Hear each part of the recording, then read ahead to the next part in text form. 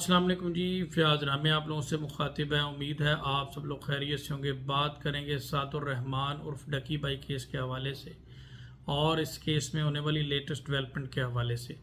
आज की मेरी वीडियो का टाइटल है कि सातुर रहमान केस, डकी बाई केस, इंसाफ या इंतकाम।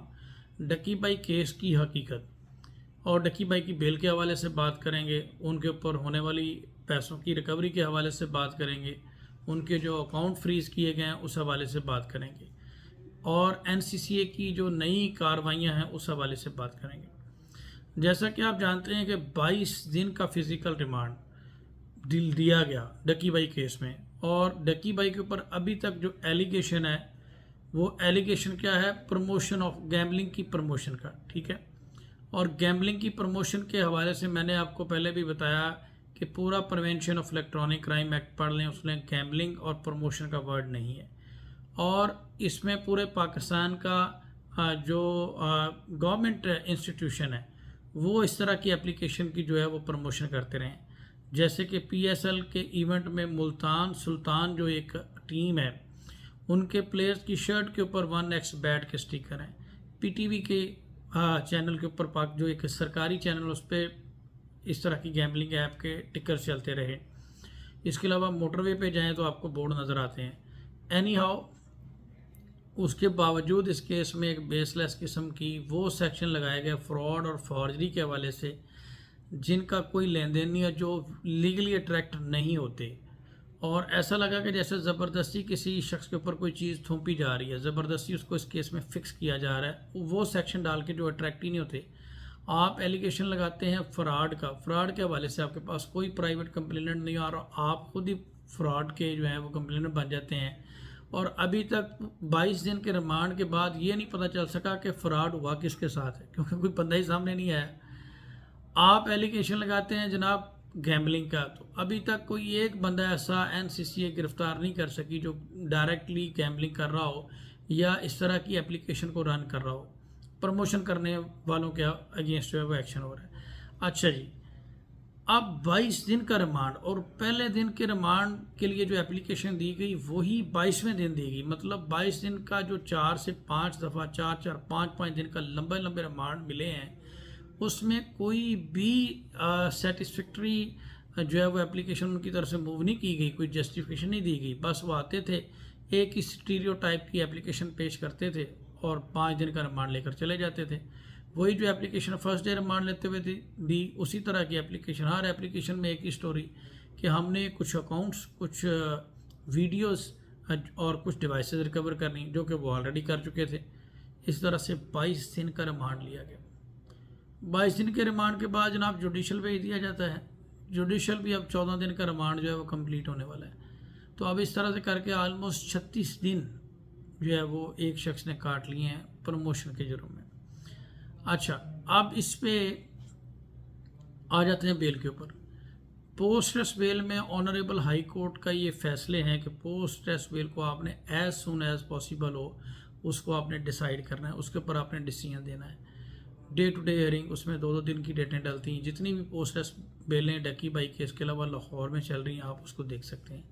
7-7 दिन की पेशी, 15 से 22 सितंबर 7 दिन की पेशी पोस्ट रेस्ट बेल में, समय से बालातर है। कभी रिकॉर्ड पेश नहीं किया जाता, कभी जज साहब छुट्टी भी होते हैं।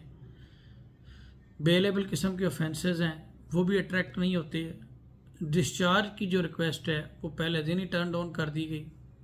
हालांकि मेरी नज़र में तो ये डिस्चार्जगी का केस बनता है। अब आगे आ जाए जी, प्रमोशन के हवाले से अगर बात की जाए, इन्वेस्टिगेशन की बात कर लें। इन्वेस्टिगेशन में जनाब ना आओ देखा ना ताओ देखा, पूरा का पूरा जो उनके अकाउंट्स हैं, उनकी फैमिली के अकाउंट्स हैं, जो फ्रीज कर दिए गए हैं। अब मुझे ये बताएं कि डक्की जो है वो तो पिछले 15 साल से यूट्यूब के ऊपर काम कर रहा है, पिछले 10-15 साल से यूट्यूब चला रहा है। इससे पहले वो रोस्टिंग करता था, तो क्या उसने सारा का सारा पैसा जो उसका फ्रीज कर दिया गया है वो गैम्बलिंग से ही आया है? क्या ये जस्टिफाई है? ये सिर्फ वही पैसा जो प्रमोशन के हवाले से जो ट्रांजैक्शन हुई वो करना चाहिए था। अगर आपने करना भी है तो आप वही पैसा करें जो है, आपने उनका सारे अकाउंट फ्रीज कर दिए। अच्छा, अब इसीलिए मैं ये वीडियो बनाने पे मजबूर हुआ कि डकी भाई केस में इंसाफ हो रहा है या इंतकाम लिया जा रहा है कोई।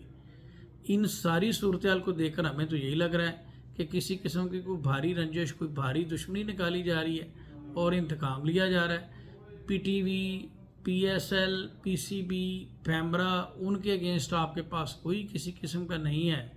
और डकी के केस में आपने जनाब ना आओ देखा ना ताओ, लंबे लंबे रिमांड, लंबी लंबी तारीखें। इसके अलावा जो बाकी यूट्यूबर्स हैं उनको आपने due process of law follow किया, नोटिस सर्व कर रहे हैं। डकी को आपने ना कोई नोटिस शेयर किया, ना कोई इंक्वायरी कंडक्ट की, डायरेक्ट ही पर्चा दे के जनाब आपने ऑफलोड करवा के अरेस्ट कर लिया।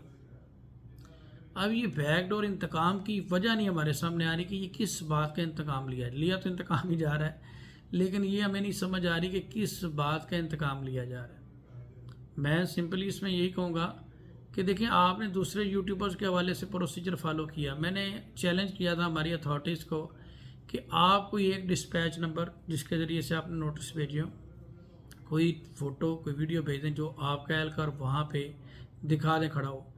अच्छा, फिर सरफराज जो साहब कहते हैं कि उन्होंने जून से रिसर्च की हुई है। अगर जून से रिसर्च कर ली हुई थी, इट मीन्स कि सारी इंक्वायरी कंप्लीट कर ली, क्योंकि एनसीसीए पहले इन्वेस्टिगेट करता है चीज़ों को, बाद में एफआईआर लॉन्च करता है, और वो अपनी एफआईआर में भी लिखते हैं कि उन्होंने सारी वीडियोज़ रिकवर कर ली। तो फिर 22 दिन का रिमांड क्यों लिया है और अब बेल पे 14 दिन, 7 दिन की डेटें क्यों पड़ रही हैं?